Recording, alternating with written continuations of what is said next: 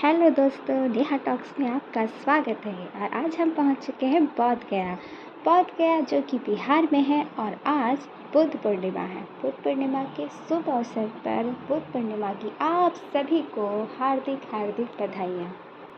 बोध गया वही नगरी है जहाँ भगवान बुद्ध को बोधि प्राप्त हुई थी, अर्थात मोक्ष की प्राप्ति हुई थी।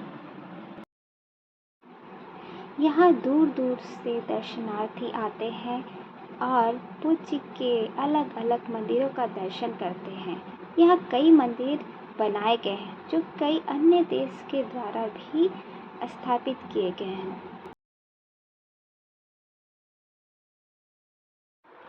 बोध गया बिहार की राजधानी पटना से 100 किलोमीटर की दूरी में स्थित है।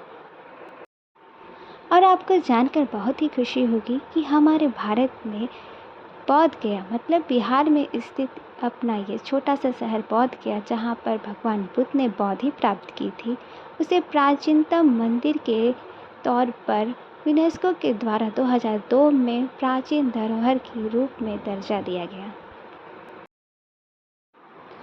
बौद्ध धर्म को मानने वालों के साथ साथ अन्य धर्म के लोग भी यहाँ आते हैं, ध्यान लगाते हैं और बुद्ध जी की इस नगरी में अलग अलग मंदिरों के दर्शन के लिए जाते हैं। अलग अलग जो भी मंदिर है बोध गया में, उसका दर्शन करा पाए।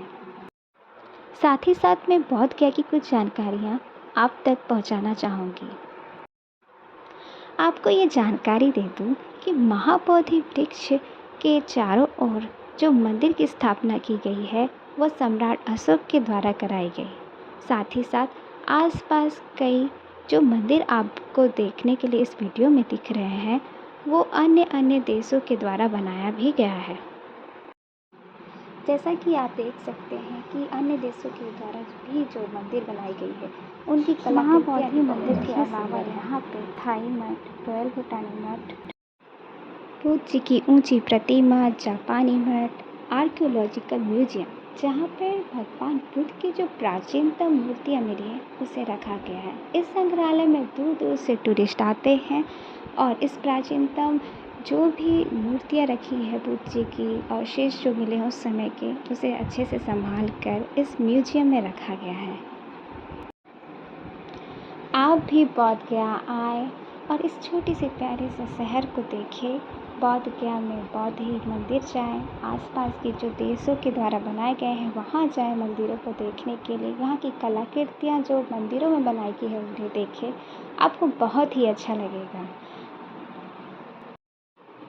और महाबोधि मंदिर एक ऐसा स्थल है जहाँ पे लोग शांति प्राप्त करने के लिए आते हैं, ध्यान लगाते हैं। जब मैं वहाँ गई थी तो मुझे लगा कि मैं इस दुनिया के ऐसे शहर पे आई हूँ जहाँ पे लोग अपने आप को जानने के लिए बैठे हुए हैं, शांति पाने के लिए बैठे हुए हैं। यहाँ एक सकारात्मक माहौल है इस मंदिरों में, और जहाँ पे बौद्ध भिक्षुओं के साथ साथ अन्य धर्म के जो लोग हैं वो बोधि वृक्ष के सामने बैठे मैंने देखा। उन्होंने ध्यान लगाया हुआ था, मैं भी कुछ देर वहाँ ध्यान लगा के बैठी। मुझे बहुत ही शांति वहाँ प्राप्त हुई और ऐसा लगा कि मैं उस अंदर की अपने आत्मा को जान रही हूँ। कहते हैं ना, अप दीपो भवा, अपना दीपक आप बनो। जब तक हम अपने आप को नहीं पहचानेंगे तो क्या ही हम दूसरे को पहचानेंगे। इसलिए खुद को पहले पहचानना बहुत ज़रूरी है। और ऐसे जो धार्मिक स्थल है वो अपने आप को पहचानने के लिए हमारी सहायता करते हैं। इसलिए मैं इस वीडियो के द्वारा आपको यहाँ के मंदिरों के दर्शन कराना की कोशिश की है। और मैं ये चाहूँगी कि आप यहाँ खुद आएँ और ये अनुभूति प्राप्त करें।